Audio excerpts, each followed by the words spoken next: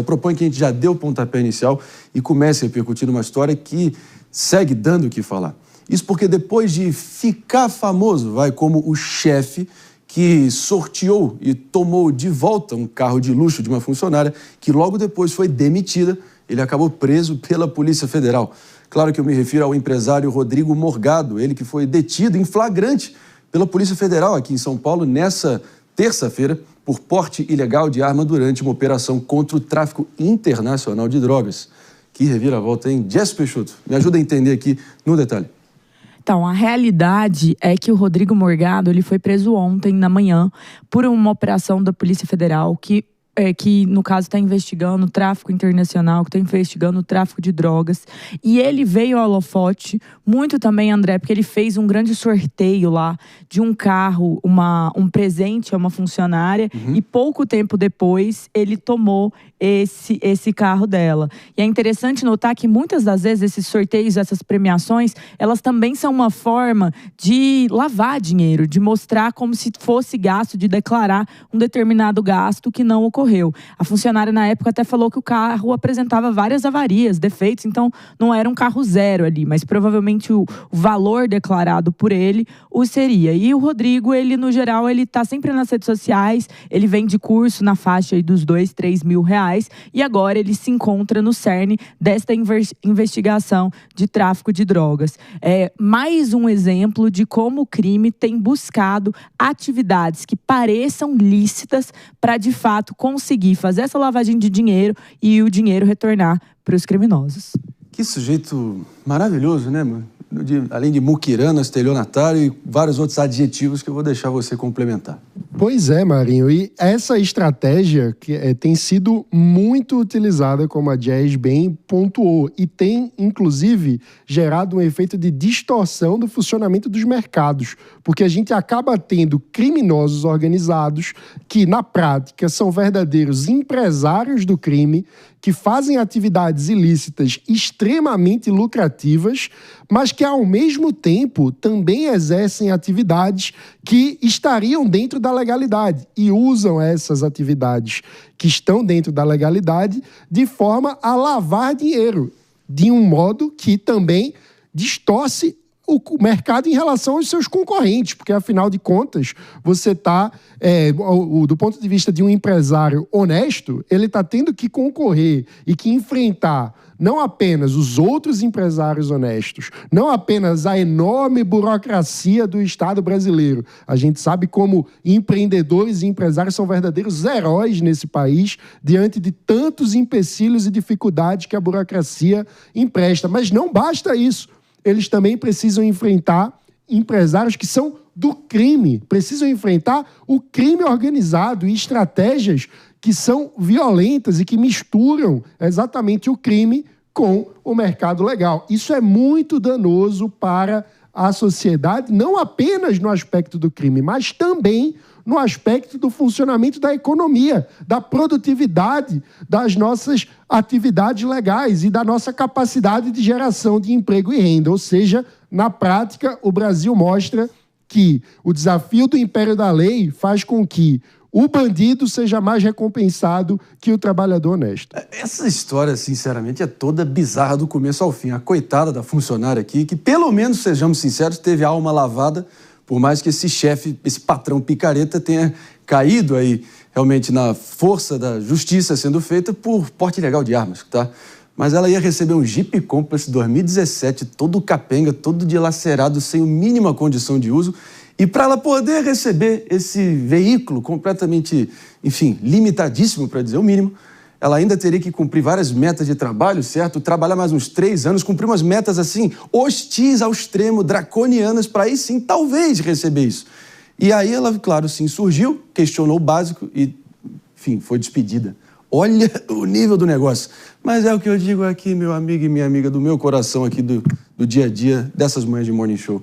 A lei do karma é implacável e ninguém escapa. Jess Peixoto, é por aí? Não, é por aí. E aqui a gente mostra bem que algumas decisões, algumas posturas de ética que você... Claro, alguém fazer isso é no mínimo constrangedor. Eu também acho que vale a pena ela ir na justiça em relação à promessa versus o que está sendo entregue. Mas quando a gente olha o entorno e esta operação e tudo mais no entorno deste sujeito, nós vemos que é meio que um modo que ele opera. E a gente vê bastante sobre ética nesse tipo de caso. Então, ela teve todo um gasto nos reparos, ela teve toda uma dificuldade em relação a essa promessa, para não mencionar a expectativa, né? Ele fez ali um evento, aquele momento, aquela alegria, e de repente essa alegria ser toda frustrada. Então, existe também uma responsabilidade aqui, que é em relação às promessas que os chefes fazem. E aqui, ele fazia isso para parecer melhor do que era de fato. Vale mencionar que não é o caso de todo mundo que vende curso na internet. Muita gente tem aí um patrimônio, está construindo um império maravilhoso em relação ao conhecimento e ao saber, mas existem também pessoas que vendem ali esses cursos e tentam fazer parecer que são mais bem-sucedidas do que de fato são. E constantemente usam de recursos como premiações, foto em carro alugado, alugar bolsa, alugar sapato, alugar tudo isso, para parecer que tem e não tem, né? O fingir para ter, que eles chamam. Então, eu acho que esse é um caso que, para além do ponto da lei, do tráfico de drogas, agora, também está envolvendo isso. Tentar olhar o copo meio cheio, que eu tenho tentado fazer na minha vida, mas eu acho que eu sugiro também aqui a funcionária que algum grau de alma lavada ela tá, né, mano? Porque a diferença aqui é que talvez algum resquício de justiça parece que foi feito, até porque ela ganhou o carro dela nesse sorteio dos infernos de forma honesta, querendo ou não. Já a justiça vai estar tomando os carros dele, esses sim, conquistados de forma desonesta e também de um mau gosto absoluto, até porque essa Lamborghini aí cor roxo, parece aquele Barney, o dinossauro, parece o carro do Pinguim, da série do Pinguim, que fez tanto sucesso há pouco tempo, mas, enfim, parece que é um traço muito, assim, previsível desses estelionatários brasileiros, o mau gosto e a cafonice suprema, né? Pois é, eu não sei se a funcionária gosta de samba, mas a trilha sonora perfeita é aquela: vou festejar o seu sofrer, o seu penar. Você pagou com traição a quem sempre lhe deu a mão. Viva Bete Carvalho!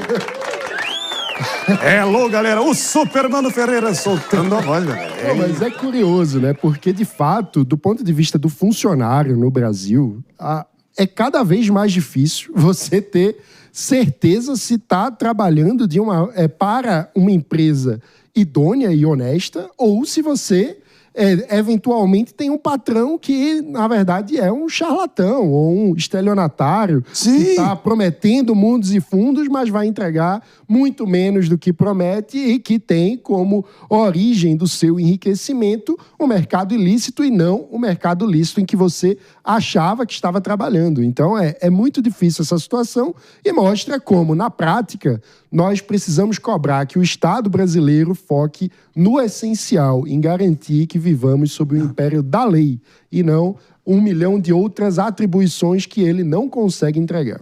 Eu acho que, assim, você eleva ao estado de arte supremo quando você não joga limpo sobre as regras que balizam um sorteio. Claro que o sorteio é um momento de descontração, de confraternização, de recreação entre os pares ali numa empresa. Claro que ali você também cria uma expectativa de realmente vencer e ganhar ali um bônus, uma bonificação, um presente ali que o destino te reservou.